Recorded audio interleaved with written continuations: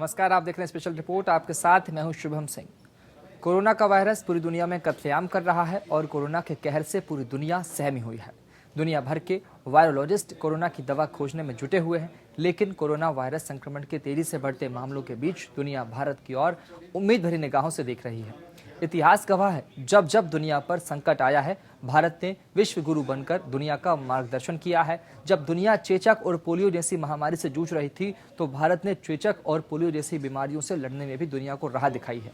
वैसे में विश्व स्वास्थ्य संगठन को लगता है कि भारत कोरोना को भी हराने में कामयाब होगा और उसी रास्ते पर चलकर दुनिया को खत्म कर सकेगा। अब तक कई महामारियों को हमने हराया,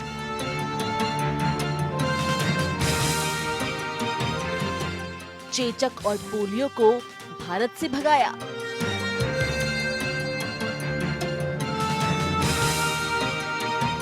अब मिलकर कोरोना को भी हराना है।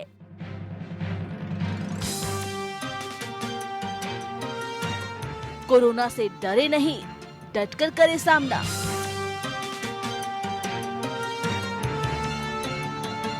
घबराए नहीं, सावधानी से हारेगा कोरोना।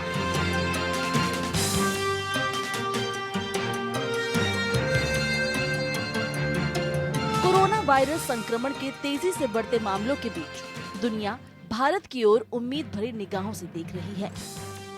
भारत ने चेचक और पोलियो जैसी बीमारियों से लड़ने के लिए दुनिया को राह दिखाई है। वैसे में विश्व स्वास्थ्य संगठन को लगता है कि भारत कोरोना को भी हराने में कामयाब होगा और उसी रास्ते पर चलकर दुनिया कोरोना को खत्म कर सकेगी। विश्व स्वास्थ्य संगठन के कार्यकारी निदेशक डॉक्टर माइकल रेयान ने कहा, भारत ने 2 गंभीर बीमारियों चेचक और पोलियो से लड़ने में भी दुनिया को राह दिखाई थी। चेचक वो गंभीर बीमारी थी जिसकी वजह से जो मौतें हुई वो दुनिया की सारी लड़ाइयों में हुई ये मौतों से ज्यादा थी। डॉक्टर माइकल रेयान ने भारत की तारीफ करते हुए कहा कि भारत ने बीमारी का अंत करके दुनिया को एक बेहतरीन तोहफा दिया। पोलियो और चेचक को हराना भारत की बड़ी कामयाबी है। पोलियो से जंग में भारत ने सर्विलांस के जरिए लोगों को ढूंढना, मामलों की पड़ताल की और टीकाकरण शुरू किया। भारत ने वो हर चीज की जिसकी जरूरत इस बीमारी से निपटने के लिए थी। पोलियो से लड़ने के लिए भारत ने बेहतरीन क्षमता का इस्तेमाल किया। भारत ने दुनिया को दिखाया कि क्या किया जा सकता है। भारत ने चेचक और पोलियो से लड़ने को लेकर जो मुहिम शुरू की थी उसकी तारीफ दुनिया भर में हुई। विश्व स्वास्थ्य संगठन के मुताबिक चेचक की बीमारी करीब 3000 सालों तक इंसानों के लिए मुसीबत बनी रही और इसकी वजह से सिर्फ 20वीं सदी में करीब 30 करोड़ लोगों की मौत हुई। हालांकि दुनिया भर के देशों ने इस बीमारी से निपटने के लिए प्रयास किए और साल 1977 में चेचक का आखिरी ज्ञात मामला सोमालिया में सामने आया। चेचक के खिलाफ लड़ाई का ऐतिहासिक पल तब आया जब WHO ने दिसंबर 1979 में इसके अंत की पुष्टि की। इसके 5 महीने बाद मई 1980 में 33वीं वर्ल्ड हेल्थ असेंबली में इस बात की आधिकारिक घोषणा की गई कि दुनिया के सभी देशों और इसके लोगों को चेचक से आजादी मिल गई है। आजादी के वक्त भारत में चेचक के सबसे अधिक मामले सामने आ रहे थे।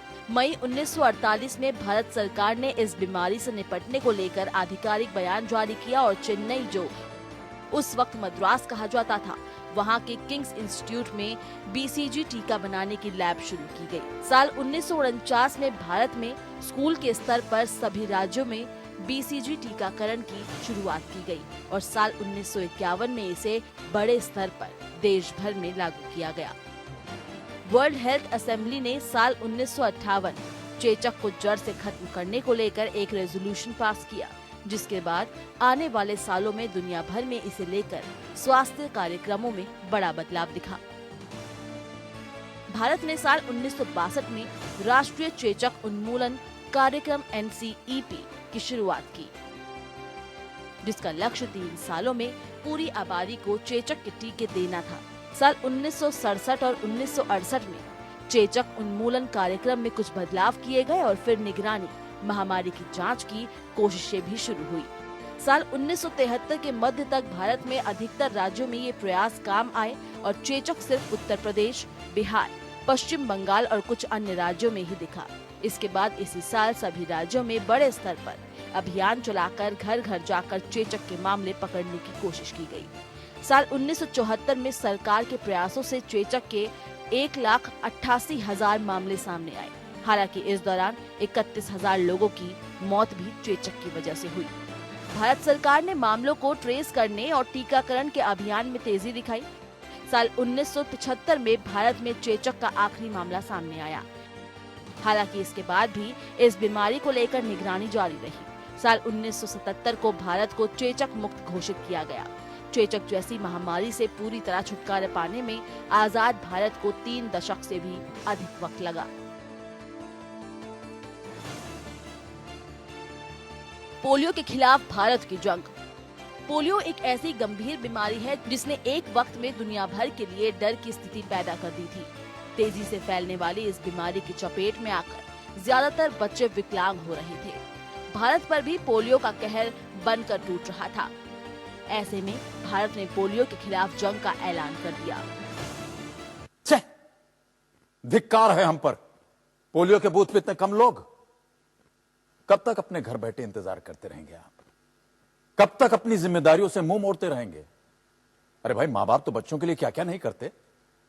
2 बूंदें जो आपके बच्चे को जिंदगी दे सकती हैं, उसके लिए आप 4 कदम नहीं चल सकते। पोलियो से लड़ने के लिए भारत के साथ पूरी दुनिया एकजुट हुई। विश्व स्वास्थ्य संगठन ने इससे निपटने के लिए ग्लोबल पोलियो इरेडिक्शन इनिशिएटिव यानी GPEI की शुरुआत की। स्वास्थ्य के लिए ये सबसे बड़ी निजी सरकारी पार्टनरशिप थी, जिसकी वजह से पोलियो के मामले 99% तक कम हुए। फिलहाल पोलियो दुनिया के उन देशों में ही बचा है जहां गरीबी अधिक है। जिस वक्त GPEI की शुरुआत की गई, तब एक साल में दुनिया भर में 3,50,000 लोग पोलियो से ग्रस्त थे। पोलियो को लेकर शुरू किए गए टीकाकरण अभियान की वजह से करीब 1.6 करोड़ लोगों को विकलांग होने से बचाया जा सका। भारत ने पोलियो से लड़ने के लिए आक्रामक अभियान चलाया था। जब भारत में पोलियो का संक्रमण चरम पर था, तब यहाँ 6.4 लाख पोलियो बूथ बनाए गए थे। पोलियो उन्मूलन अभियान में करीब 23 लाख लोग काम कर रहे थे। पल्स पोलियो दिवस के एक राउंड में भारत में करीब 2 crore vaccine, 63 lakh ice packet इस्तेमाल होते थे और इस दौरान 19.1 करोड़ घरों में कर्मचारी गए और करीब 17.2 करोड़ बच्चों को पोलियो ड्रॉप दी गई। साल 1970 में पेस्टर इंस्टीट्यूट ऑफ इंडिया ने पहली बार ओरल पोलियो वैक्सीन यानी OPV बनाई। साल 1988 में वर्ल्ड हेल्थ असेंबली ने पोलियो उन्मूलन को लेकर एक रेजोल्यूशन पास किया और तय किया कि साल 2000 तक पोलियो खत्म हो जाएगा। भारत में पोलियो उन्मूलन के लिए राज्य स्तर पर प्रयास शुरू किए गए। तमिलनाडु ने साल 1985 में रोटरी के सहयोग से पोलियो पल्स अभियान की शुरुआत की। वर्ल्ड हेल्थ असेंबली के रेजोल्यूशन को अपनाते हुए तमिलनाडु और केरल में साल 1993 से 94 में बड़े स्तर पर टीकाकरण अभियान शुरू किया गया। दिल्ली में अक्टूबर 1994 में पहली बार पूरे राज्य में पोलियो टीकाकरण अभियान की शुरुआत की गई और दूसरा चरण दिसंबर में शुरू किया गया। साल 1994 में डॉक्टर हर्षवर्धन दिल्ली सरकार में राज्य के स्वास्थ्य मंत्री थे। उन्होंने दिल्ली में 3 साल तक की उम्र के बच्चों के लिए पोलियो ड्रॉप अभियान बड़े स्तर पर शुरू किया और इसमें काफी सफलता मिली। साल 1995 में दिसंबर महीने में भारत सरकार ने इस मुहिम को अपनाया और देश भर में लागू किया और 3 साल तक की उम्र के बच्चों को पोलियो टीकाकरण अभियान के दायरे में लाया गया और 1 साल में करीब 8.7 करोड़ बच्चे टीकाकरण अभियान के अंतर्गत आए। 1 साल बाद उम्र सीमा 5 साल तक बढ़ा दी गई और इस दौरान करीब 12.5 करोड़ बच्चों का टीकाकरण किया गया। सरकार को पोलियो उन्मूलन अभियान में कई अंतर्राष्ट्रीय संस्थानों और एजेंसियों की मदद भी मिली, जिनके जरिए लोगों के बीच जागरूकता फैलाई गई। साल 1997 में नेशनल पोलियो सर्विलांस प्रोजेक्ट यानी NPSP की शुरुआत हुई। ये भारत सरकार और विश्व स्वास्थ्य संगठन का साझा कार्यक्रम था। अक्टूबर 1999 में भारत में टाइप 2 पोलियो वायरस का मामला सामने आया, जिसे पहले ही खत्म घोषित किया जा चुका था। साल 2005 में पोलियो संक्रमण के करीब 2000 मामले सामने आए। इनमें से अधिकतर मामले भारत और नाइजीरिया में थे। जनवरी 2011 में पश्चिम बंगाल के हावड़ा जिले में पोलियो का टाइप 1 मामला सामने आया। भारत में पोलियो का ये आखिरी मामला था। साल 2014 के मार्च महीने में विश्व स्वास्थ्य संगठन ने भारत को पोलियो मुक्त घोषित कर दिया, क्योंकि 3 साल से भारत में पोलियो का एक भी मामला सामने नहीं आया। ये इत्तेफाक ही है कि डॉक्टर हर्षवर्धन भारत के मौजूदा स्वास्थ्य मंत्री हैं, जिन्होंने पोलियो उन्मूलन अभियान में महत्वपूर्ण भूमिका निभाई थी। अब कोरोना वायरस की मुसीबत से निपटने के लिए भी उनकी तरफ उम्मीद भरी नजरें उठ रही है। Bureau report. और कोरोना वायरस को रोकने की कोशिशों में वैज्ञानिकों को नई उम्मीद दिखाई दी है। भारत में 72 साल से बीसीजी के जिस टीके का इस्तेमाल हो रहा है, उसे दुनिया अब कोरोना से लड़ने में मददगार मान रही है। न्यूयॉर्क इंस्टीट्यूट ऑफ टेक्नोलॉजी के डिपार्टमेंट ऑफ बायोमेडिकल साइंसेज की स्टडी के मुताबिक जिन देशों में लंबे समय से बीसीजी वैक्सीनेशन की पॉलिसी है, वहां कोरोना के मामले दूसरे देशों के मुकाबले कम हैं।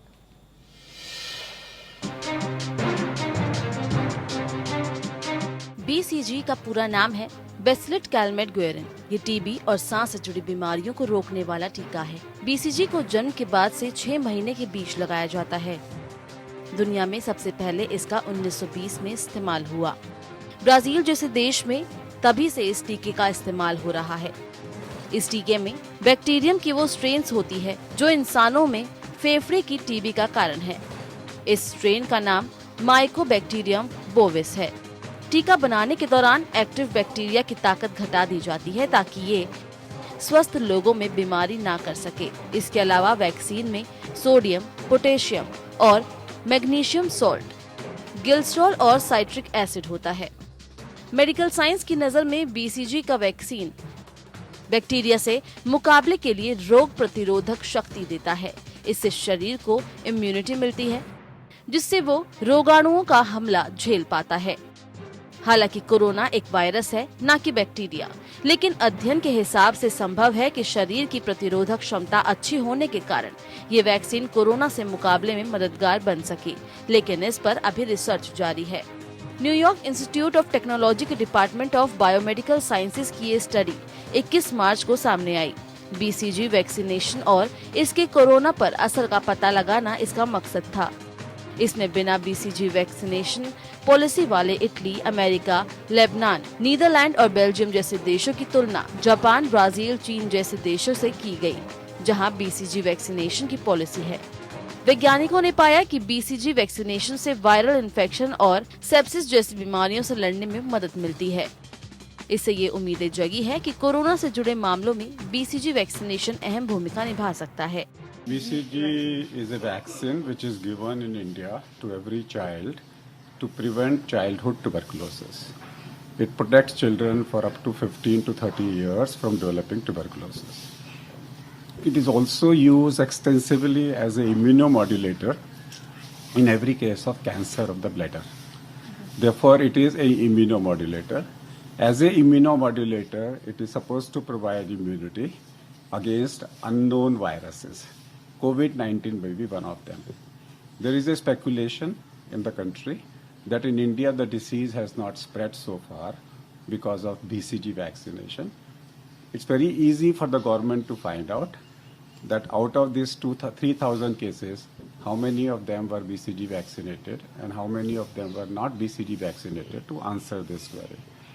अध्ययन से पता चला कि जहां बीसीजी की शुरुआत जल्दी हुई, वहां मौतों के मामले और भी कम सामने आए।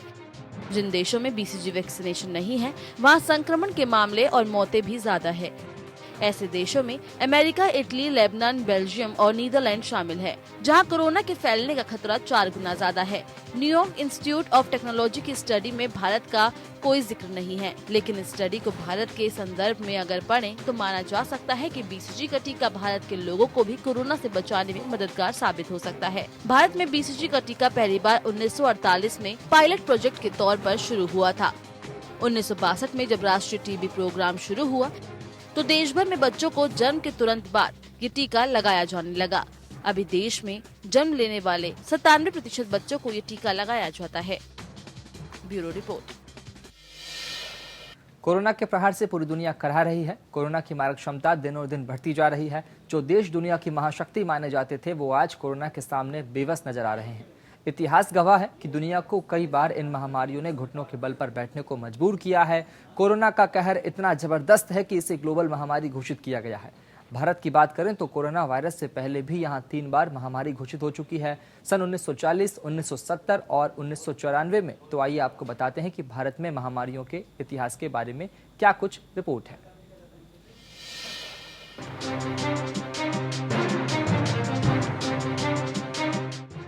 कोरोना वायरस से इस वक्त पूरी दुनिया में हाहाकार मचा है। कोरोना की वजह से अब तक हजारों जानें जा चुकी है। इसे विश्व स्वास्थ्य संगठन यानी WHO ने महामारी घोषित कर दिया है। अंग्रेजी में महामारी के लिए 2 अलग अलग शब्द होते हैं। एक होता है एपिडेमिक, यानी वो बीमारी जो किसी एक इलाके या देश में तेजी से फैले। लेकिन जैसे ही कोई बीमारी देश की सीमाओं से निकलकर कई देशों में फैलने लगती है तो उसे पेंडेमिक कहा जाता है। ये पहली बार नहीं है कि किसी बीमारी को महामारी घोषित किया गया हो। इससे पहले साल 2009 में स्वाइन फ्लू को महामारी घोषित किया गया था। तब पूरी दुनिया में 2 लाख से ज्यादा लोग स्वाइन फ्लू से मारे गए थे। दरअसल दुनिया भर में महामारियों का अपना इतिहास है। 14वीं सदी में प्लेग महामारी ने यूरोप में 70% लोगों की जान ले ली थी, यानी लोग मरे तो मरते ही चले गए। भारत की बात करें तो कोरोना वायरस और स्वाइन फ्लू से पहले भी यहाँ 3 बार महामारी घोषित हो चुकी है, 1940, 1970 और 1994 में। भारत में महामारी के इतिहास में आज हम आपको सभी महामारियों के बारे में एक एक कर बताएंगे। सबसे पहले बात प्लेग की। प्लेग 1994 का सितंबर महीना, गुजरात का सूरत शहर। सुबह के वक्त स्वास्थ्य मंत्रालय ने खबर दी कि एक मरीज की मौत हो गई, उसे प्लेग था। उसी शाम सूरत के ही वेड रोड से 10 मौतों की खबर आई, सभी को प्लेग था। और फिर 7 दिन के अंदर सूरत की लगभग 25% आबादी शहर छोड़ गई। आजादी के बाद इसे दूसरा सबसे बड़ा पलायन कहा गया। पहले रसोइयों ने गाड़ियों में शहर छोड़ा और फिर डॉक्टर और केमिस्ट ने भी। बचे लोगों ने ट्रेन, बस जैसे भी संभव था शहर छोड़ दिया। सूरत हीरे और कपड़ों की फैक्ट्रियों का हब था। बिहार, यूपी की बड़ी जनसंख्या यहाँ रह रही थी। वापस लौटी और उनके साथ उनके गांव पहुंचा प्लेग। भाग कर लौटना इतना भयावह था कि गांव के गांव साफ हो गए। एक रिपोर्ट के अनुसार 1994 में देश में 1800 करोड़ का नुकसान हुआ। लंदन में एयर इंडिया के प्लेन को प्लेग प्लेन कहा गया। ब्रिटिश अखबारों में इसे मध्यकालीन श्राप कहा गया। दरअसल 19वीं शताब्दी में प्लेग भारत में फैलने लगा था। 1815 के आसपास गुजरात के कच्छ और कठियावाड़ में ये सबसे पहले फैला और फिर अगले वर्ष सिंध के हैदराबाद और अहमदाबाद में। हर साल सैकड़ों लोगों की मौत होने लगी, जिसके बाद साल 1853 में एक जांच कमीशन नियुक्त हुआ। प्लेग महामारी की साइकिल चलती थी। ये कुछ साल के बाद फैलता था और सैकड़ों लोगों की जान ले लेता था। साल 1876 में एक बार फिर और फैला। 1898 में प्लेग फिर फैला और लगातार 20 साल तक देश भर में लोगों की जान लेता रहा। प्लेग से सबसे ज्यादा प्रभावित राज्य बंगाल, गुजरात और महाराष्ट्र थे। दरअसल प्लेग चूहों के शरीर पर पलने वाले कीटाणुओं की वजह से फैलता है। ये कीटाणु बहुत संक्रामक होते हैं। इन्हें वैज्ञानिकों ने येरसीनिया पेस्टिस नाम दिया है। चूहों के शरीर पर मिलने वाली ये बैक्टीरिया 2 तरह के होते हैं, न्यूमोनिक और ब्यूबोनिक, और इन्हीं बैक्टीरिया की वजह से प्लेग फैलता है। प्लेग की वजह से अब भी हर साल सैकड़ों लोगों की मौत हो जाती है। प्लेग ना हो इसके लिए टीका लगवाया जाता है। एंटीबायोटिक दवाओं की एक खुराक दी जाती है। कोई खास दवाई नहीं है। प्लेग का इलाज स्ट्रेप्टोमाइसिन और टेट्रासाइक्लाइन जैसे एंटीबायोटिक से किया जाता है और समय पर इलाज न किया जाए तो बीमारी से पीड़ित लोगों की मृत्यु दर 90% तक होती है। कॉलरा यानी हैजा। भारत में एक ऐसा दौर आया कि पानी पीने के बाद लोग बीमार पड़ते और फिर मौत हो जाती। 1940 के दशक में आजादी के लिए लड़ते भारत ने कॉलरा से संघर्ष किया। आम बोलचाल में इसे हैजा कहते हैं। 1940 के दशक में ये भारत में महामारी के रूप में फैली थी। पीने का गंदा पानी इसकी मुख्य वजह थी। कुएं और तालाब के पानी में क्लोरीन मिलाई जाती थी, लेकिन ये उपाय उतना कारगर नहीं था। दरअसल 1940 का दशक दुनिया भर में राजनीतिक अस्थिरता थी और फिर भारत भी ब्रिटिश राज से लड़ रहा था। और फिर 1941 के आसपास बीमारी भारत के गाँव में फैल गई। ऐसे फैली कि गाँव के गाँव साफ हो गए। 1940 के दौर में भारत में हैजे के कारण होने वाली मौतों की संख्या काफी ज्यादा थी। शुरू में लोग समझ नहीं सके, लेकिन फिर दुनिया भर में इस बीमारी ने तबाही मचा दी। 1975 के दशक में बंगाल की खाड़ी के इलाके में ये फिर से फैला था। दरअसल हैजा वाइब्रियो कोलेरी नाम के बैक्टीरिया से फैलता है। ये बैक्टीरिया खराब हो चुके खाने और गंदे पानी में होता है। इसमें दस्त और उल्टियाँ होती है, जिससे मरीज के शरीर का सारा पानी बाहर आ जाता है। इसका सीधा असर ब्लड प्रेशर पर पड़ता है। ब्लड प्रेशर लो हो जाता है। समय पर इलाज न होने पर कुछ घंटों के अंदर जान भी जा सकती है। अब भी दुनिया में हर साल हैजे की चपेट से 30 से 50 लाख लोग आते हैं और इनमें से करीब 1 से 1.25 लाख लोगों की मौत हो जाती है। 1990 के दशक में टीके की खोज के बाद इस पर काबू पाया गया। हालांकि अब भी ये खत्म नहीं माना जा सकता है। छोटे और विकासशील देशों को कोलेरा ने पिछले 4 दशकों में खासा प्रभावित किया है। ये बीमारी रह रहकर गाँवों में अब भी फैल जाती है। हाल ही में सामने आई राष्ट्रीय स्वास्थ्य प्रोफाइल 2019 के अनुसार हर साल भारत में हैजे के 100 से ज्यादा मामले सामने आते हैं। इसका इलाज का ही है चेचक। इस बीमारी ने भारत के ग्रामीण इलाकों में गहरी पैठ जमाई थी। अंधविश्वासों में लिप्त लोगों में जागरूकता की कमी और हाइजीन की समस्या ने इसे तेजी से फैलने दिया। चेहरे और शरीर पर लाल धब्बों और दागों के साथ होने वाला यह संक्रमण भारत में 60 के दशक में काफी फैला। चेचक से 18वीं सदी के शुरुआत में यूरोप में हर साल 4 लाख लोगों की जान जाती थी। 20वीं सदी में चेचक की वजह से दुनिया भर में लगभग 30 करोड़ लोगों की मौत हुई थी। चेचक 2 तरह के होते हैं, स्मॉल पॉक्स और चिकन पॉक्स। स्मॉल पॉक्स को हमारे देश में बड़ी माता और चिकन पॉक्स को छोटी माता के तौर पर जाना जाता है। स्मॉल पॉक्स की बीमारी ग्रामीण इलाकों में अंधविश्वासों की वजह से तेजी से फैली थी। 15वीं शताब्दी में इसे व्हाइट पॉक्स कहा गया। इस बीमारी में शरीर पर छोटे दाने हो जाते हैं। शुरू में इसकी मृत्यु दर 35% थी। भारत में इसका प्रभाव 19वीं सदी की शुरुआत में देखा गया था।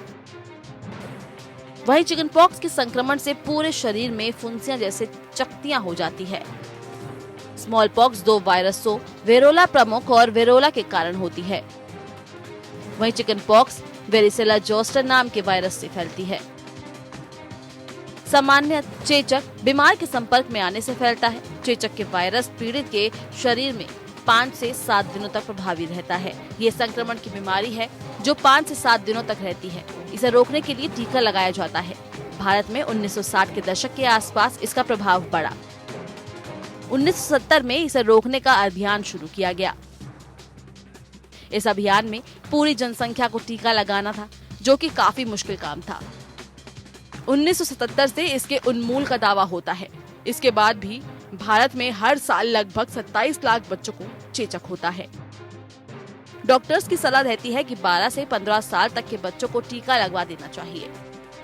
फिलहाल भारत कोरोना वायरस के भीषण संक्रमण से पीड़ित है। पूरा कोरोना के खिलाफ जंग लड़ रहा है, लेकिन बीमारियों का इतिहास बताता है कि देश इस महामारी से भी जल्द निपटने में सक्षम होगा।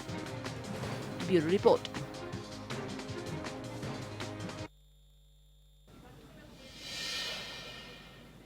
और इसी के साथ फिलहाल यहाँ इतना ही। एपीएन न्यूज पर खबरों का सिलसिला लगातार जारी है।